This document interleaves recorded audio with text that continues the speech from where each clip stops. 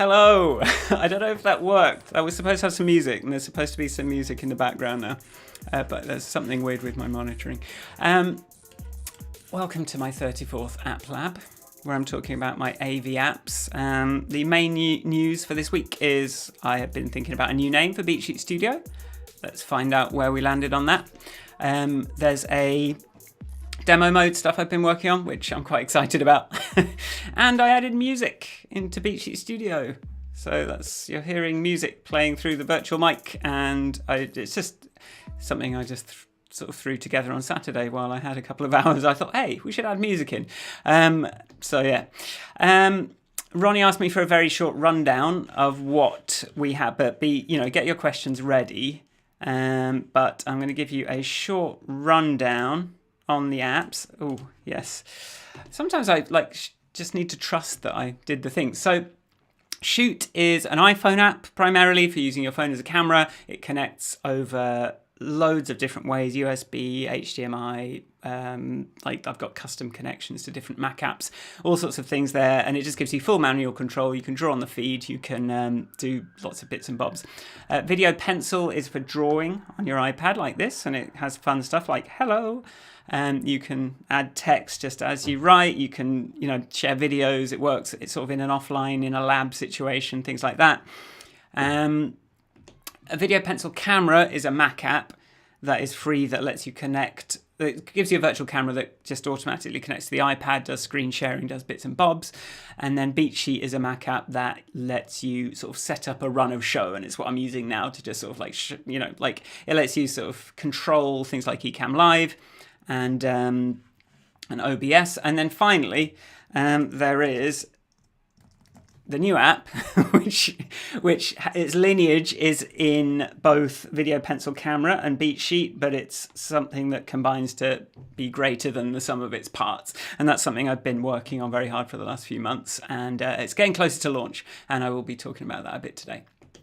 On Zoom, we do have, I've got 9 people on Zoom today. That's nice. Let's see if we've got a couple of people on YouTube as well. So if you if you do ask a question, I will just sort of dial you in unless you sort of say don't dial me in. Just your audio, just so that the question is on the YouTube stream. But it's just my camera and my audio that goes out over YouTube. So next up. I just thought you might like to know how I did my new graphics. I don't know if you like that animation. You might think that I sort of jumped into After Effects or something, but what I actually did is went to shadertoy.com. I searched for squares. I went in. So, the animation in the beginning of the stream. I saw this one. I thought that's kind of cool. And then I forked it. And so in my fork is here. I forked it, I figured out how to change it to my colours, I sort of offset it to the right a bit, and then did a little recording of that. So it's basically shaders are a way of in code doing sort of fancy animations. So I had a nice, it sort of took 15 minutes, and then I just downloaded the video, opened it in Apple Motion, made a little composition with it. So that's how that worked. So I think you may see this changing next week as well. But yeah, it's quite a cool way to find sort of creative sort of graphics that you can customize with code, but obviously you also have to know how shaders work, so might not be for everyone. BeatSheet Studio. The Johns asked me how wedded are you to the name, and I thought, oh god, in all the work of getting it ready, I forgot that the name is a bit confusing. So the reasons why did it need thinking about the name? Well, it always needed explaining. What's BeatSheet Studio? What's a beat? It's kind of a TV term, or script writing term, if anything. Am I jittering? I don't like that.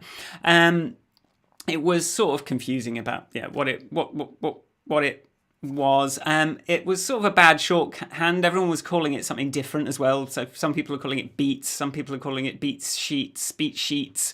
And I'm like, no, it's BeatSheet Studio. You have to shorten it to BSS. I didn't like the shorthand. There was just a lot of reasons that actually it was sort of an annoying name. And also just live titles just can't do it. So I'm going to risk it. BeatSheet. You can get it to do it, but it comes out with some other grim stuff. If the next time it could be really bad. So we on the Discord, we were having a look, if I can find that. I've got my Discord window, had a little thread here. So the main contenders, like Beat Sheet Studio, I wasn't sure about. Webcam Present, like I was thinking about all these, crazy names, and I talked about this last week, and I had a big, like spider diagram and this and that and the other, and then I was out for a walk and I was like, just call it what it does. So sort of like Webcam Presenter says what it is, but then I sort of like Sharon said to me like it's you can't really shorten it, because it would just be webcam or WP. Like it doesn't really have like a shorthand. You have to say the whole thing to know what it is. And then I got some suggestions. Show producer wasn't. I woke up on Saturday morning thinking, what if it was called Thought Camera? It's a camera where you can directly communicate your thoughts. And those aspects of those thoughts, a video or some audio or a picture, you can draw. And I was just really excited about this idea of Thought Camera. I registered the domain name thought.camera. And then I sort of thought about it for a bit more of the day. And I thought it's sort of a little bit, my brother the plumber would probably, I don't know, like it sort of sounds a bit like sort of thought police. It sort of maybe, I was thinking about, it works for a lot of things, but maybe I was thinking about it in terms of marketers and like people in sales. And I'm like, you're not trying to share your thoughts. You're trying to present a sort of unified front, a coherent story to get someone to buy something. And that's not really the same as unfettered communication of your thoughts. So I sort of like went cold on it, and I was thinking it's a bit like the thought police or something. Is it what? It's going to get into my brain and try and like read my thoughts. I don't like the sound of that. I have bad thoughts. So I sort of, I kind of ended up sort of going cold on that. Demo cam could almost have been, could almost have done it, but it does sort of like cut out a few, like it does sort of cut out the more direct sort of daily communication that I think it facilitates. So, so I had another sleep, and I woke up. We'd been talking about the word Q. I really like the word Q for this, and I thought, hey, Qcam Presenter. Why? Because, wait, we can come to the next slide and I can have it on the screen. Qcam Presenter. Because I liked Webcam Presenter, but this gives us Qcam as shorthand. It gives you, so the camera extension can be called Qcam. The virtual audio can be called Qcam Audio, and a sort of Mac app where you control it all can be called Qcam Presenter, and it sort of feels quite coherent. It's easy to talk about, alliterative. I can't get Qcam.com. It's a Dutch company. Maybe one day. So I've got qcam-presenter.com registered and ready to go, and I'm pretty happy with this decision. I haven't started migrating I did do a couple of releases this week of Beat Sheet Studio. It's still called that in the binaries, but the website I'm working on, it's all called Qcam Presenter, and I'll sort of migrate the name soon. I'm deciding whether I'm going to make you uninstall the old camera extension stuff, or I'm going to use the same like app bundle identifiers and stuff or what, but I think I might just be quite full on with it and just say, no, that's gone, you're gonna have to uninstall that. So that's where we are. Qcam Presenter. Hope you like it, because that's what it's called. I see a little hand clap on the Zoom grid, so that's nice. It's nice doing this on Zoom and not just stream, because if I was just on YouTube, I'd be like, there's a 2, no one's chatting. Maybe I just won't bother. No, anyway, right. Oh.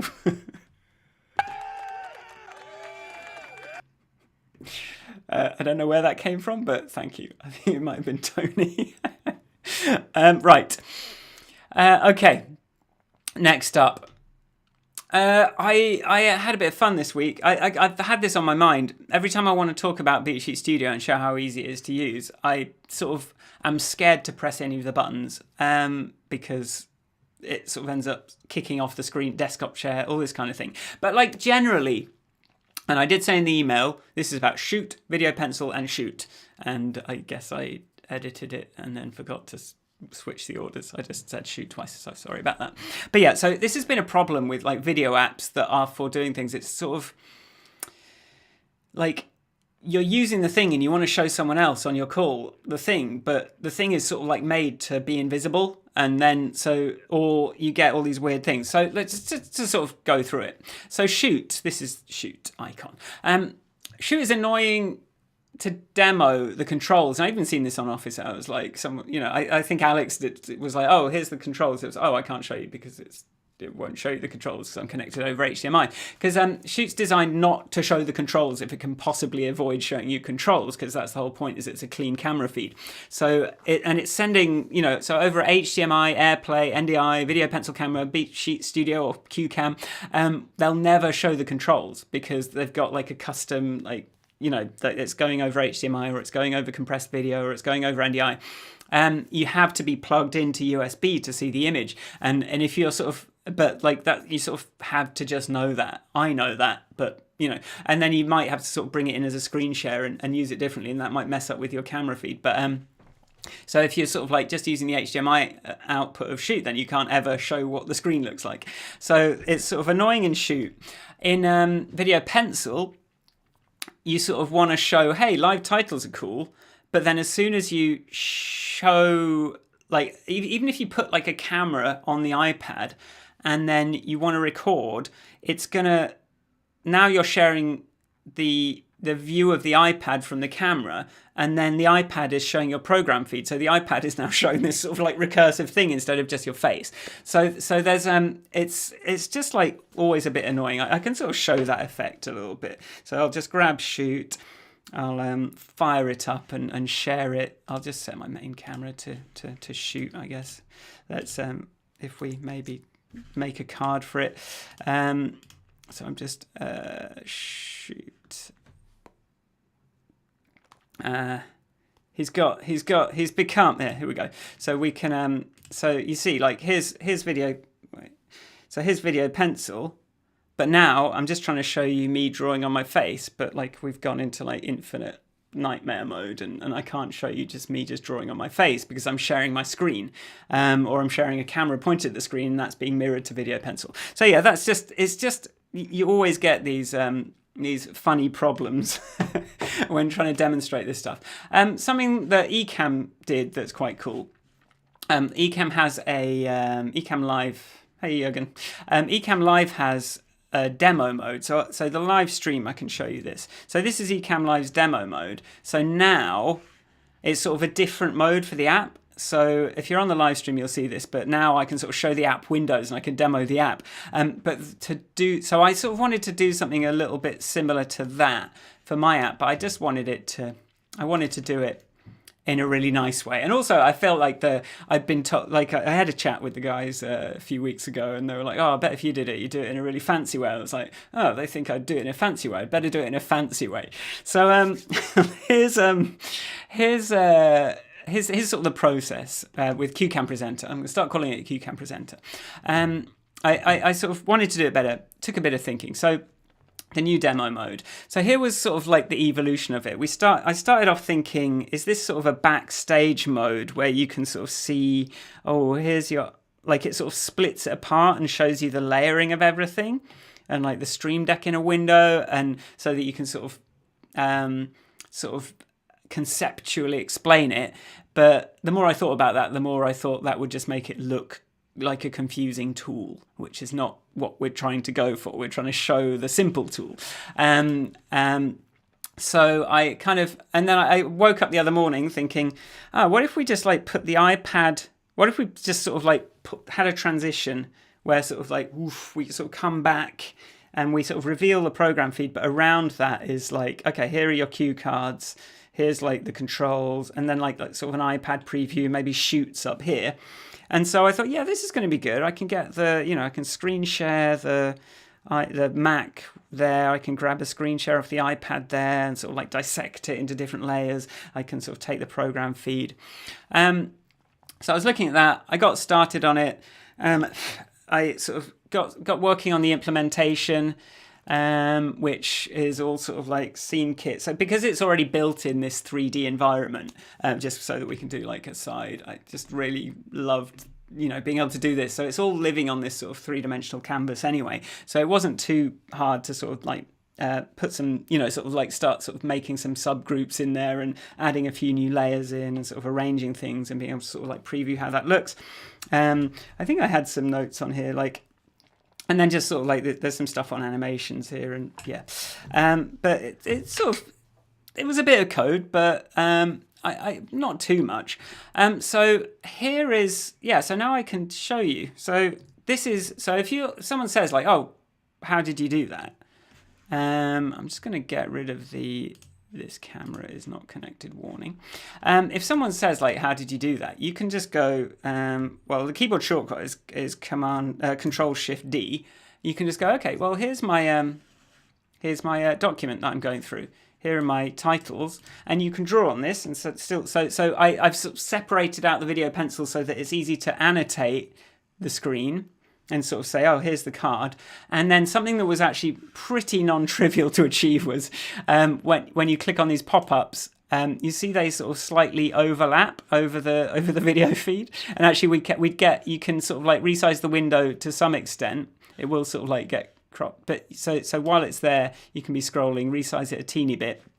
And if you plug in, so I'm using the iPad, and I just thought, well, let's just say when you're in demo mode, if you plug in the iPad over USB, so I'm just going to plug in the iPad, and then in a second or two, if I'm not, so here we go. So now it's showing what's on the iPad screen.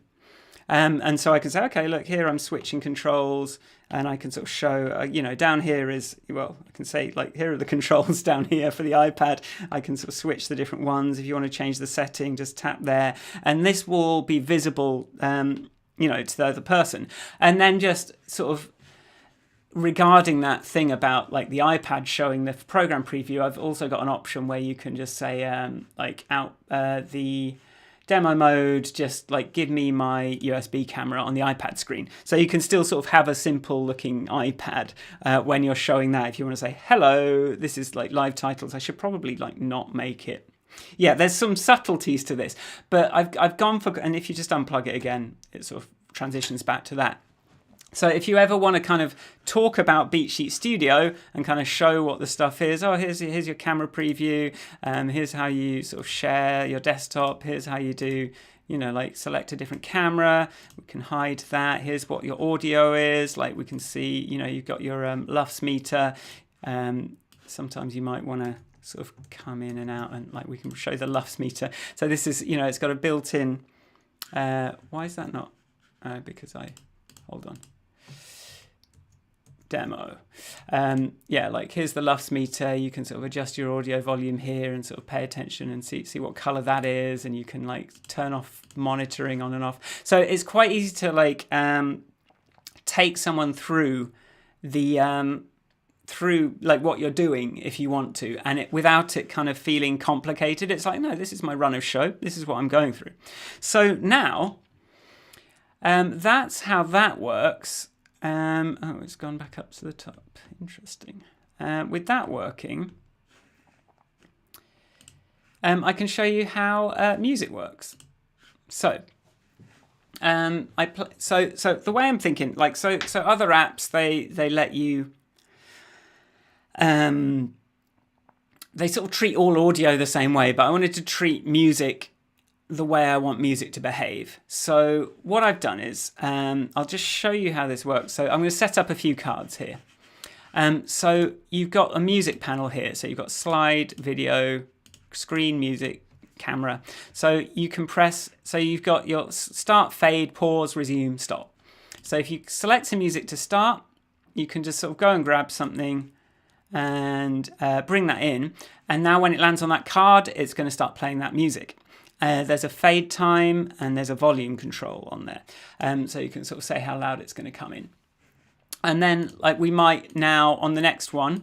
So what I did today was I had it come in, but then I had another trigger here, which was just like fade down to be sort of like just in the background. And you can set the fade time. So for the fade down for I'm going to start talking, you probably want like half a second or something. But if you... yeah, and everything's on a fade, so we can also pause the music and we can set a fade time so it can fade out and then it'll fade back in when it resumes. The same, you know, music, resume.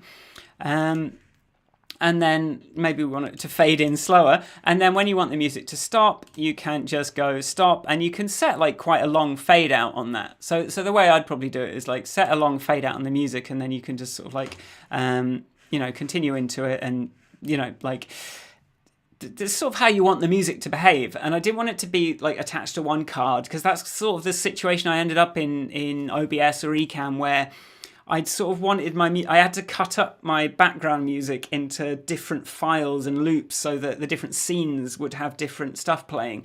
And I found that quite suboptimal for the way, because I'd sort of started my podcast editing it every week, and then I turned it to a live thing, and I never was able to get back the thing where it sort of plays the intro music and then fades it down, and it's, playing in the background, and then it sort of swells back up again when it's time to sort of show the credits. I just couldn't find a way to achieve that in OBS or Ecamm or anything. So I wanted to sort of like address that when I approached it. So this is just something I did on Saturday. So if we go to this card, we go next, you should hear some music playing. And then if we come to the next card, it should fade down. Yeah, so you see it just faded down to be in the background. If we go to the next card, it'll pause it. If we come back, it will resume it. I guess it didn't fade it though. And then if we're kind of like here, we can just sort of play about with the volume here. And then I've got like a 4.5 second fade. So if I go forward, it's just going to like fade out the music, once you got to the end of that segment. So that's how music playback works in Qcam Studio. Of course, you've got just to sort of show you when it's playing, it just gets its own panel here. So you've got your controls here as well. So you can always like monitor it, not monitor it, mute it, unmute it from here as well, just like any other audio control. So let's just fade that one last time. Okay. So moving forward, some other progress. So the main thing I've been doing this week is the license management stuff, because I'm not going through the App Store. I want to be able to sort of sell 10 seats in one go, and I want that to be a really good experience. And it's sort of like there's loads of stuff I can do when I control the checkout process that I can't do through Apple, like offering like bespoke discounts, offering like detecting what you've already bought and sort of applying discounts based on all that. So this is something I'm really trying to get right. So the progress I've made, and there's a lot of nooks and crannies, I'm sort of hand coding the website. I'll be honest, like sometimes I think, why am I hand coding a website instead of just using someone else's thing? The reason is, and this is something that this is just something I'm going to explain. When you want a platform, you can you can get you can get a sort of a thing that does everything. So this is a thing that has all of the features anyone could want. And then you spend ages sort of building down, removing this, that, and the other, trying to customize this, trying to work out. You just end up building down to what you want, which is here.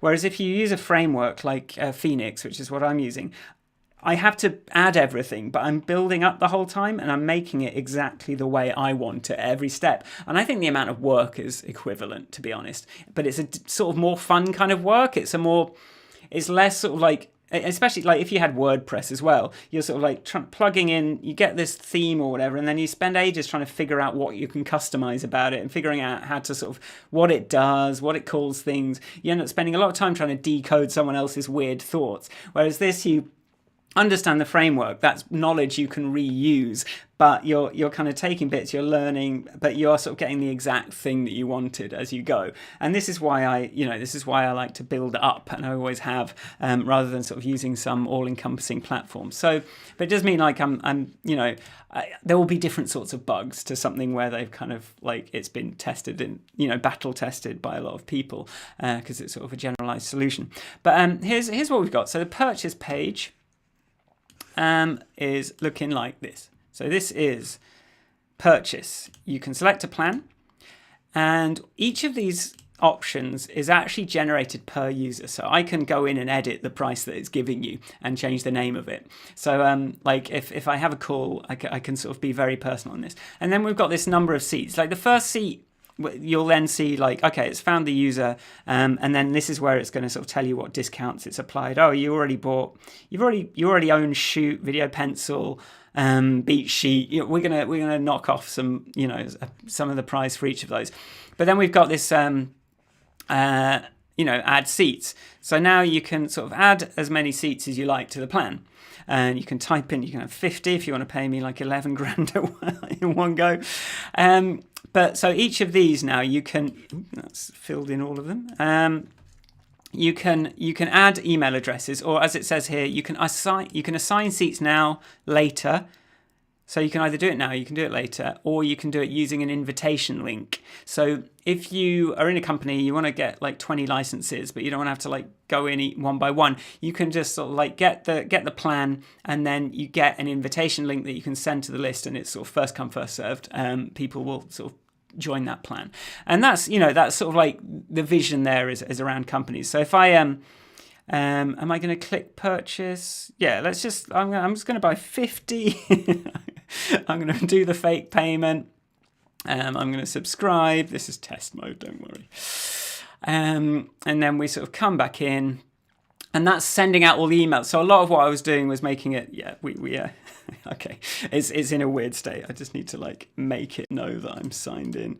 I was fake not signed in. Let's say this won't work for you, but equals Michael. Just make it know that I'm signed in. So now you can see, I've actually got like 2 plans, which is a bit unnecessary. So this is the sort of other view. You've got your account view. Well, if you click on a plan, so the plan management screen sort of like looks similar. You've got your invitation link. You've got your subscription manage, so it takes you to Stripe. You can see, okay, there's 49 unassigned seats. You can copy that link. You can add email addresses in. You can send invites. You can remove people, and you can cancel it here as well. So this invitation link, it will basically push people through sign in with Apple, and then assign them to the seat, and that's all working. It's sending all the emails. I found I'm very pleased with the way I figured out how to organize my email sending, because emails are always a really hard thing to test and know if they're all looking good. Squares TV has a fairly personal email looking thing, so when you get those emails from that, you're usually going to see it's sort of as though I sent it, I think. But this, I wanted to make them nicely formatted. Is my sort of like preview thing going to work? So if I go admin/emails,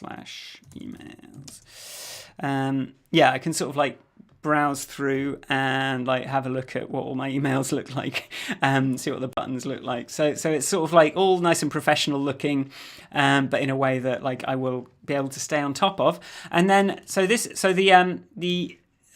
someone that's just got a plan will just see, let's relinquish that. I've got my plan, but then maybe I've because you could have like some people on a monthly plan, some people on an annual payment, and maybe you got 2 on annual and you got 3 on monthly that you can just cancel. So this is my plan. If I didn't buy it, if the company bought it, then I won't see this bit. You can see when it renews. You can see the status. You can manage. You can manage it if you own it. And then you can sort of relinquish your seat if you want. So you can just go, okay, actually, I'm not using this seat. Someone else can take it. And that sort of like plays with the invitation link thing. So if someone goes, oh, you're not using your thing, just relinquish it. Someone else can grab it. And then, you've got your plan management, and that's what I showed you before.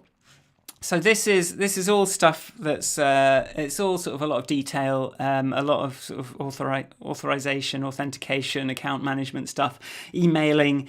But like I've even got all these. I've got the sort of invoice paid emails all come in off the webhook. So here's my, oh look, you paid the money. Well, thank you. And then I think if we go here, your manage plan. If I click on that, it's gonna. No, that doesn't work. That's interesting. I know what's happened there. So you see there's going to be the odd bug for a while, but we'll get there. So that's what I've been working on there. I'm going to do a little bug fixes segment as well. I'm going to get my email browser off the screen just in case. So this is, I thought I'd just go through what's been closed on. Something's going on with the screen share. I think I must have broken it when I edited the 3D world document because it seems weird. But I am going to just hide the slide. So what did I do? Second camera.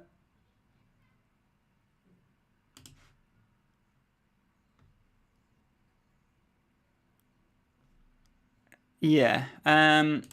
Yeah, it wasn't triggering the second camera if you had it on a card, but that's now working.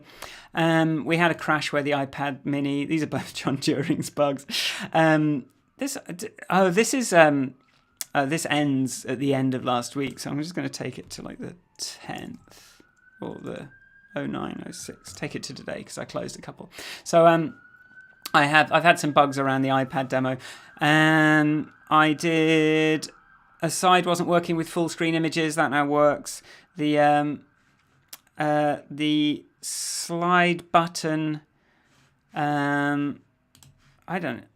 These are confusing. Anyway, I've fixed these. I did like one main thing. Sorry. On Shoot, you can get a program feed from Qcam Presenter. So if you just have your phone, you want to use it as a teleprompter. You can bring in the feed. You can either bring in BeatSheet's output. I keep calling it BeatSheet, Qcam's output, or you can actually bring in your Zoom call. And it was just experimental, but now I've made it so that it's like proper. Because before you had to have your phone a particular way up for it to work.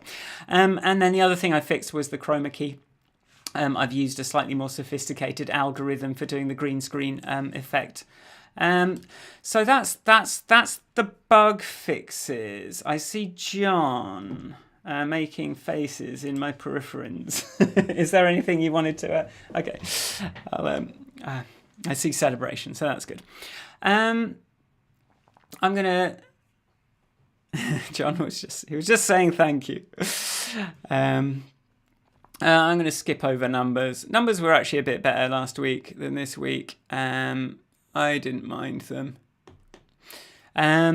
So next week, what is the plan? I have a big list of things that I need to get through. Lists. So I've got to make sure that the make sure that it picks up your purchases and synchronize. Like at the moment, it's just anyone that's on the beta is authorized to use BeatSheet Studio beta. I've got to make it so that it's actually like using that information, the purchases, to actually like govern that. That also means putting on like temporary plans for people that are beta testing it. One thing I do need to do is sort of like start reaching out for some testimonial fodder. If anyone has been having a good time with it, I'm looking at you, John. It would be great to get some things that I can put on the website initially, just down the bottom, so people sort of get an idea. I do still need to finish the walkthrough on the website, but I've had sort of, because like I did the website walkthrough in a certain way, but now this sort of thing sort of like means sort of the clever stuff was maybe less necessary, because I can just like in the video switch out to this view, and then it also means that it then works on YouTube as well, right? Which, because it would only work, I had to like self-host the video and then it was sort of like attached to the web page. So this is just, if anyone doesn't know, like I've got this.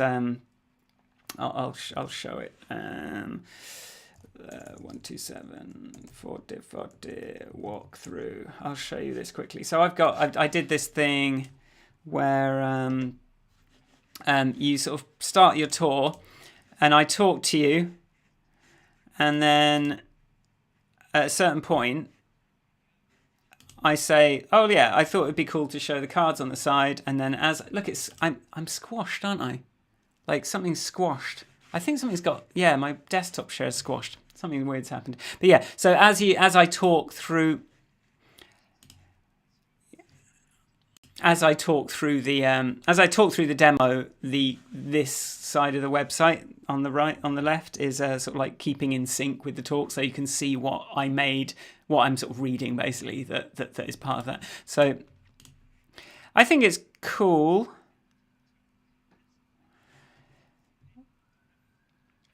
But I also think maybe it would be cool to just do it as a self-contained video. But yeah, so that's yeah. So other things, yeah, website walkthrough needs to be sorted. I need to sort of have the landing page needs to be properly done. I need to generate prices for beta tested. I need to generate the discount mappings so that I know what the discounts are for the different things that you've already got, because you're getting bundled in with this. You're getting Shoot and Video Pencil just bundled in as part of it. So like you just plug in your iPad and it knows, and you don't have to buy anything on the iPad. It's just like ready. So that's kind of part of this proposition. But I just want to make sure that people that have already paid for stuff aren't like paying for something they already bought. And then, I've got some bits and bobs around making sure that I remember who I've emailed and when and what it was. But to start off with this, one of the best tricks I learned as an indie developer trying to kind of like bootstrap up stuff quickly is BCC myself into all the emails the system sends. And then I kind of know what's going on all the time, which, like rather than having to log into a dashboard and muck about with all that kind of stuff, I just like BCC myself. So I'm like, oh, that's a weird email. Or I can sort of see someone bought something, I can see someone did something. So it's just, and then like Squares TV was like that for ages. And then eventually it sort of got too busy and I sort of turned that thing off. But it's a really good way, pro tip for anyone that's running a website, just BCC yourself in the stuff. And then you'll kind of have a really good idea of what people are doing, especially if you're sending a lot of emails. So that's it from me this week. If anyone's got any questions, do jump in, but I'm not going to wait because I always do that and it's an awkward silence. There's chats on the Squares TV /Discord. Just go to that link and you can join in conversations and bug me about stuff,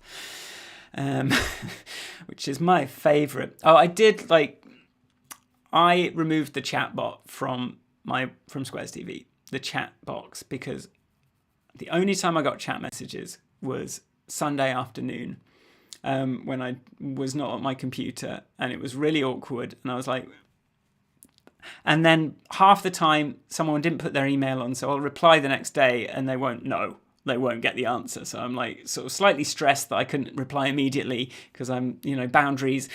So I just was like, people can, and half the time people have emailed me anyway if they've asked the chatbot. So I just like removed that from the website it's just a little boundary to kind of make my Sundays a little bit more safe from work. Not that I don't think about this stuff from the moment I wake up every day anyway, but it's just nice not to sort of like,